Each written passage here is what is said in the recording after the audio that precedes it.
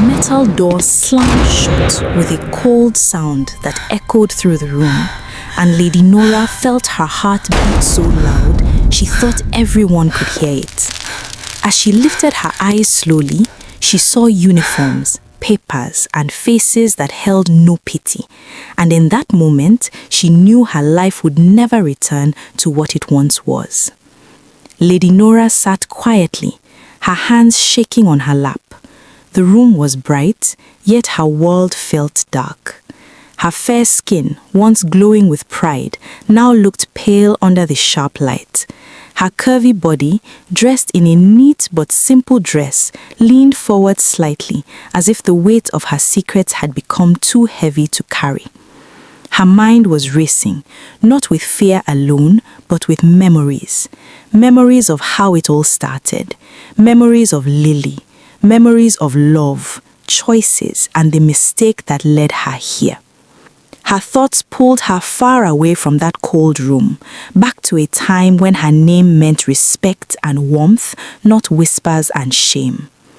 Lady Nora was not always called Lady because of wealth. People called her that because of her kindness, her soft voice, and the way she treated everyone like family. She was known in her small community as a woman with a bright smile and perfect skin that seemed to shine even without effort. Her beauty was gentle, not proud, and her curvy figure moved with calm grace. She was married to a hard-working man named Mark, a man with simple dreams and honest hands. Mark loved Nora deeply. He always said she was the calm of his storm. Together, they had a young son named Leo, a bright boy with curious eyes and endless questions. Leo was the center of Nora's world. Every morning, she would watch him sleep and promise herself that she would always protect him, no matter what. Life was not rich, but it was peaceful. Mark worked long hours, and Nora took care of the home and helped neighbors when she could. They laughed often. They shared simple meals. They dreamed small dreams that felt big because they were shared. Then, Lily came back into Nora's life. Lily and Nora had been friends since they were young. Lily was also beautiful, fair-skinned and curvy, but her beauty was sharp, bold and loud. When Nora was calm, Lily was fire. Lily loved fast living, big talks and risky paths. She had left town years earlier, chasing what she called a better life. When Lily returned, she came with expensive clothes, shining shoes, and stories of success in the USA. She spoke of big houses, fast cars, and money that flowed like water. She spoke with confidence, and people listened.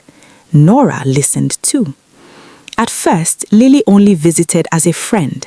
She brought gifts for Leo. She praised Nora's beauty and laughed at old memories. She spoke kindly of Mark and said he was lucky to have such a perfect wife. But slowly, Lily's words changed.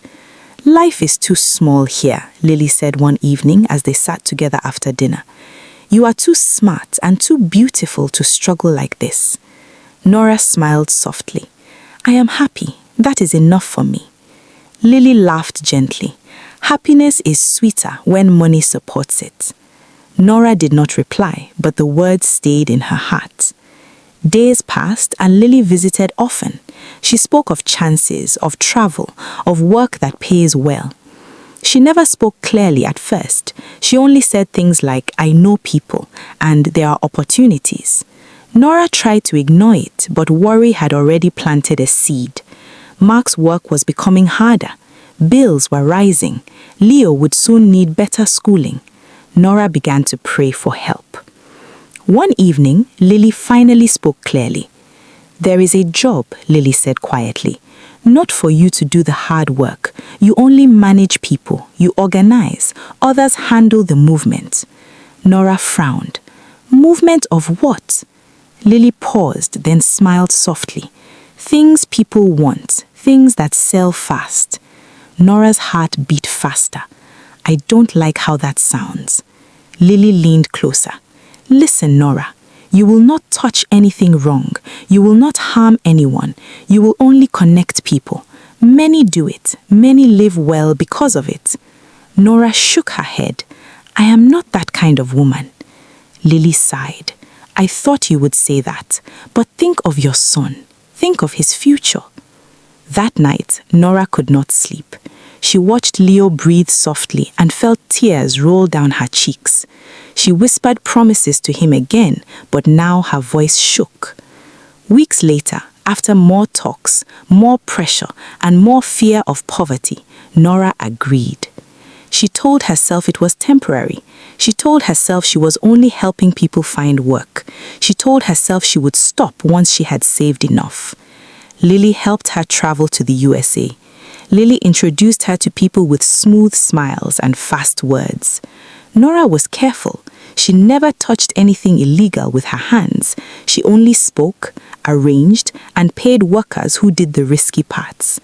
Money came quickly. At first, Nora cried when she saw the cash. Then she prayed. Then she became quiet. She sent money home. Mark was surprised but grateful. Leo started school in a better place. The house improved.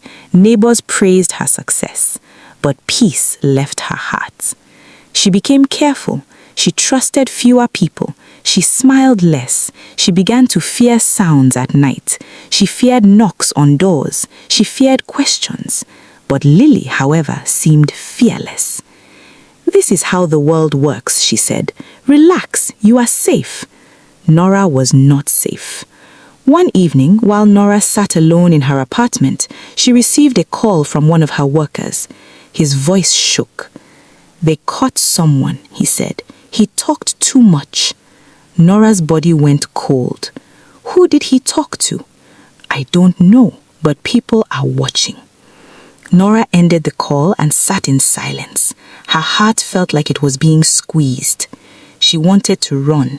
She wanted to stop everything. She called Lily, but Lily did not answer. That night, Nora packed a small bag. She decided she would leave the USA the next morning. She would face whatever shame awaited her at home. She would confess to Mark. She would protect her son. Before dawn, there was a knock on her door. Slow, firm, certain.